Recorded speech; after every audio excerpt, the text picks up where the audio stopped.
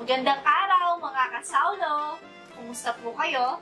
Ngayong araw po ay magmumukbang tayo ng extra big Payless extra big pancit canton. Ito yung, anong flavor kasi nito? Extra hot. Extra hot. Tapos meron ding chili mansi at saka yung regular yata. Meron silang ganun na flavor. Pero to extra hot. Tsaka meron tayong itlog dito na limang piraso. Kasi may nagre-request po. Dati pa dapat to, kaso nawala nga yung planner natin. Tsaka kada request ko kasi po yung pangalan niya, kung saan po siya nag-comment. Nakasulat po doon kaso nawala nga po yung planner natin. Nung lumindol, baka na-misplaced or naitapon, gano'n. Tara, saulo-saulo po tayo. Saulo-saulo po tayo. Kain po tayo, sabay-sabay tayo. Manganta mo po. Magandaan po. Meron po pala tayong kimchi dito sa side. Unahin muna natin po kimchi. Ako, eto. First time ko tikman to. Kahit ako. First time. Siya, ano na yung pancit na doon, yung ano natin sa pancit na doon.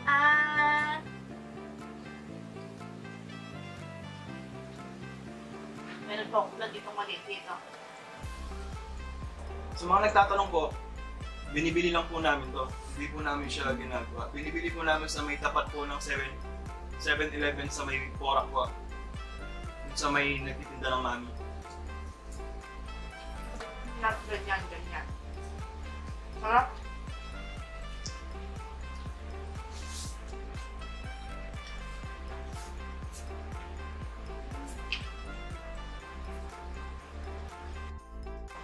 Pero yung texture ng noodles niya. Meron siyang kalasa pero hindi ko may paluhanan kung ano. Pero hindi yung pancit canton na lagi niya.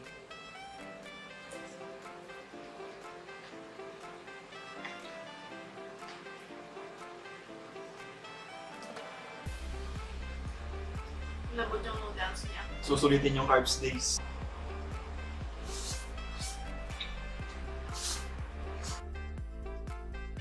Literal ata na pansit yung kalasag niya eh.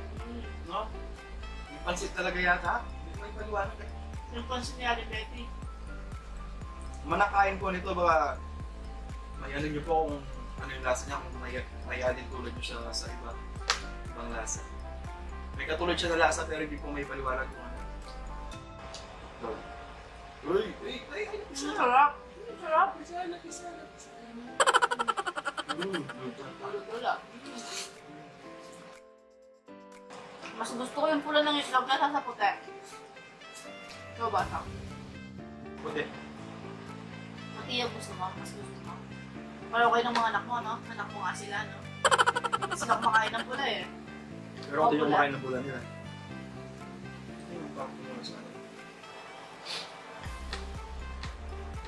Masabay mo ng kimchi. Ay. Usok pa oh.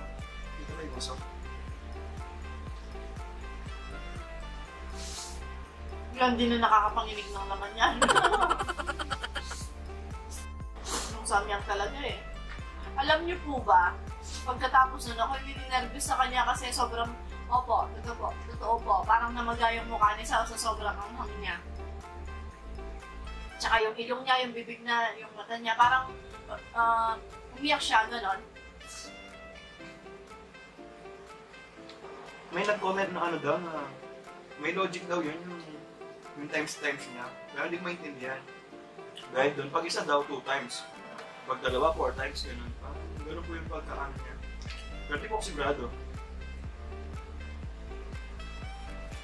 I did 10 times yun yung sinasabi niya. Oh my goodness. Kaya pala ganun yung itsura mo, tsaka yung...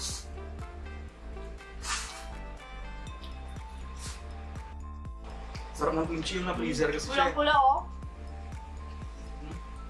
Hindi kagaya ng ibang nakikita kong kimchi, yan pulang-pula talaga. Na-freezer kasi. Laging, presyo po pala ng kimchi, 100. No. 110. 110 na siya ngayon? Nagmahal na siya. Baka nagmahal yung gulay. Lahat na lang nagmamahal. Pero, nasasaktan pa rin sila. Oh. Tatawa ko sa mga pamangkin ko. Pag bumibila sila sa tindahan, tapos binibiro nila yung tito nila, si Saura yan, sabi nila. Dito pabili yung happy. Happy na siya sa iba, tapos di mo pala sila bibili. Busit na busit si Saura. mahiga ako sa tindahan na gano'n. Tapos, dito pabili, sabi nila gano'n. Tapos tayo ko. Pabiling happy, sasabi nila gano'n. Yung happy. Yung, ano yan? Kahit hindi na sila masaya, kahit ano sabi nila? Kahit hindi na siya masaya sa akin. Happy na siya sa iba. Ay, happy na siya sa iba. Gano'n. Kasi nakahulog ba tayo?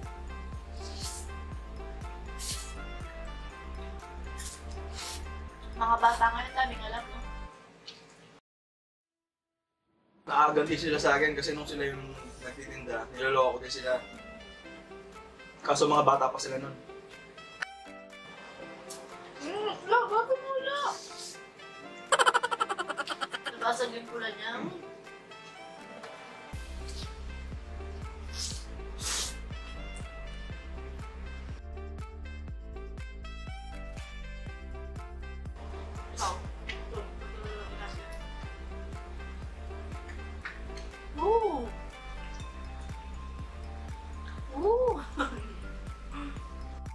Yung isa kasi, anong pangalan?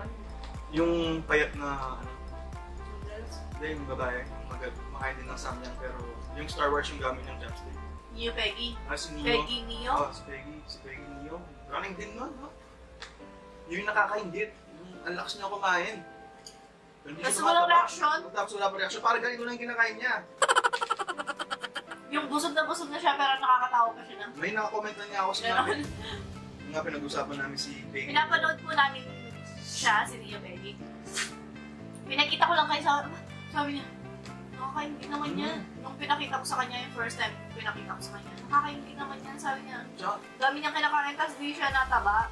Yun yung masarap panoorin sila, Vance, gano'n yung tipong, hindi sila tumataba. Grabe, si Baso, yung cake, nung kumain siya ng cake, ilang cake yun? Isa nga lang, hindi ko kaya eh. Mga tunay na halimaw.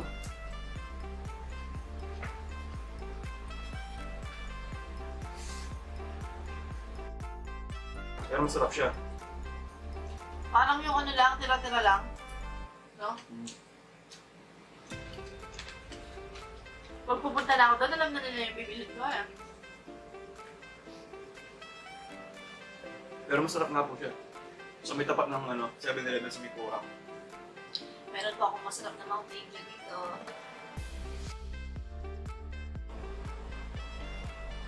Sarap siya, no? So, bibili pa ako nito. Hindi pa ako sa panlasa.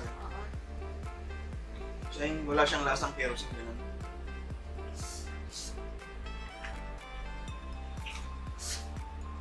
Sinusunod yung cheat day ni Sao eh. Itong buwan na to, sabi ko sa kanya, okay lang na mag-carb siya. Hindi ko yung nagsimula po lahat yan dahil sa spaghetti ni Sao. Hanggang ngayon, di pa po niya ako inaawan. Tapos, sa susunod na, mga next week, iaawat ko na po siya. Parang, kasi isusulitin na niya po. Kasi sayang naman. Yeah. Siya parang siya po yung may control. Talagang hindi ko may paliwanag kung bakit. Hindi ko may paliwanag talaga. Alam ko po katawan ko to. Pero parang siya po yung may control gano'n. Kaya parang hindi po talaga makawad yung sarili mo kumain ng ganito. Pag sinabi niya kumain ka ng ganito. Yun po akong naging mataba dati. Bago mag-asawa pa lang po kami. Pinaluluto po kasi niya ako ng pagkain. Hindi pa po talaga ako mahilig kumain. Hindi pa, kumbaga, binata po ako, inaawat po yung sarili ko sa pagkain. Kasi nga po, malakas talaga po ako kumain. Bali, diet ko parang gano'n. Tapos naging asawa ko po siya, pag hindi ko po kinakain yung mga niluluto niya, siyempre, kasi bata pa po ako, siyempre hindi mo alam yung gano'n na masasaktan pala yung loob nila. Kaya pag hindi mo kinain yung luto niya. Mas buntis ka, gano'n. Tapos yun nga po, magsimula doon, pati yung utol ko tumaba din dahil sa kanya. Tumaba po kami. Dahil sa luto niya.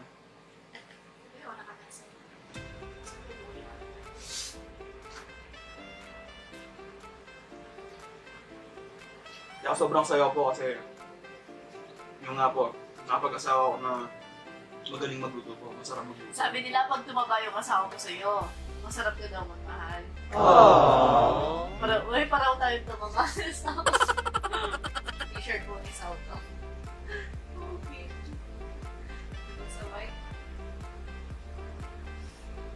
Tsaka ngayon lang po nung nag-asawa ko na naghahanda po kami ng may okasyon. Kasi may nagluluto na po.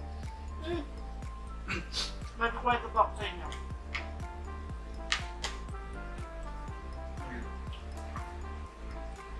Alam niyo po ba, isang buwan pa lang kami mag-asawa ni Sao.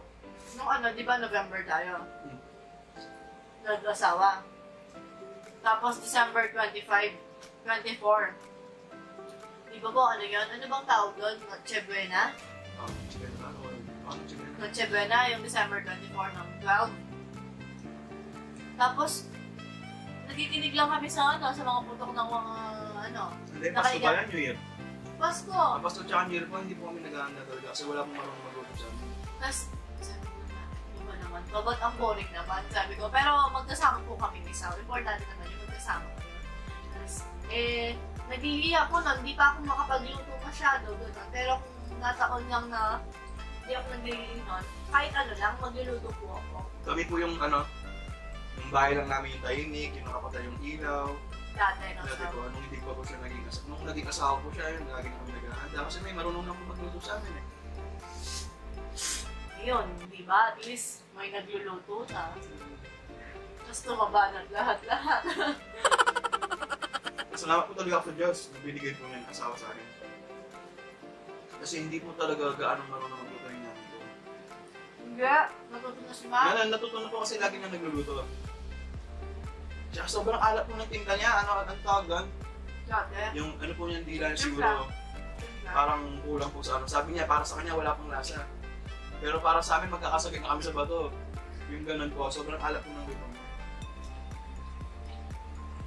Ako naman po, tamad po ako magluto kung araw-araw. Pero pag sa isang malakihang pagluluto sa okasyon, ganyan, kaya ko naman po. Kasi ako lang yung nagluluto sa amin pag may okasyon. Pag fiesta, ganun po.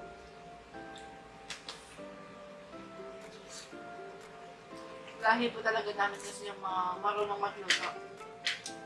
Kita ko, ganyan. Side ng tatang ko po, si Tatang Eddie. Kahit nung po kasal namin, side po ng pamilya niyo nagluto. Shoutout po kay Darang Kalina na sa langit na. Kay Darang Hel, kay Darang Daisy, kay Darang Hel.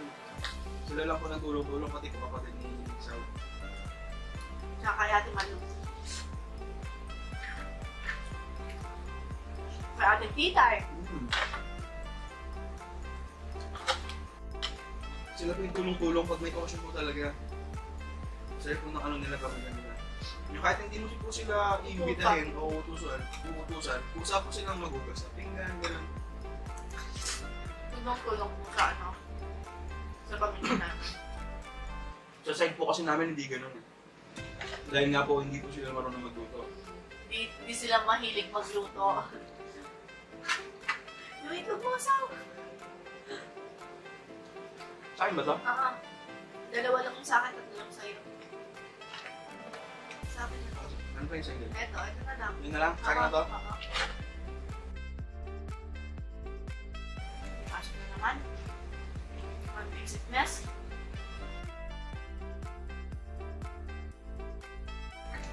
Pwede mo na ito po.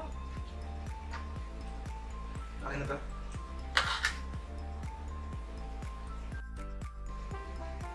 Yes.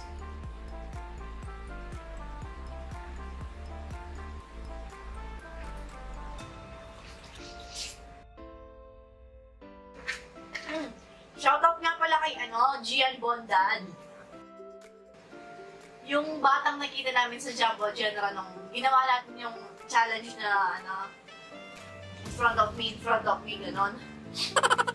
Nakita niya tayo. Salubong ko na siya, muntikan kaming nagkabanggaan ng push guard. Tapos tinitignan niya akong ganyan, tapos parang di siya sigurado. Tapos pagbalik niyang ganyan dun sa mga pancit cantonan niya, tapos sabi niya, pero hindi pa doon. Hindi pa doon, di ba? Nakaturo siya. So may mga kape-kape, nasa lubong natin siya. Nakaturo siya ganun sa akin. Tapos sabi niya, nagpa-vlog po kayo, sabi ko. Oo, tapos nakatingin ako sa kanya ganyan. Kala ko, Tinitrip siya, tinitrip ka, di ba? kasi mga bata, minsan ganun yung naipagtawanan, ganun. Di ba kayo po yung nagmumukbang, sabi niya ganun? Oo, ako nanonood ka, sabi yung ganun sa kanya. Opo, sabi niya ganun. Tapos sabi ko, inapilan ko siyang ganun, sabi ko ganun. Salamat, sabi ko ganun sa kanya. Kasi isipin mo yun, 11 years old pa lang daw siya, nanonood daw siya ng mukbang. Shoutout sa'yo, Tom. Gian Bondan. Hi, Tom. Pagod lang si Bak nun, kaya hindi kanya na-shoutout nung ginawa natin yung challenge. Tsaka di tayo nag-shoutout nun eh. Tsaka naisip ko siya na habang nag-edit ako, sabi ko, pag napanood ni Gian to, baka akala niya shoutout, ganun, niisip ko siya. Kaya, Nasabay nung bata, nagipagkwentuhan pa siya kay Sao. Kaya ako, nabibili nun, di ba? shoutout sa'yo, Tom, Gian Bondan.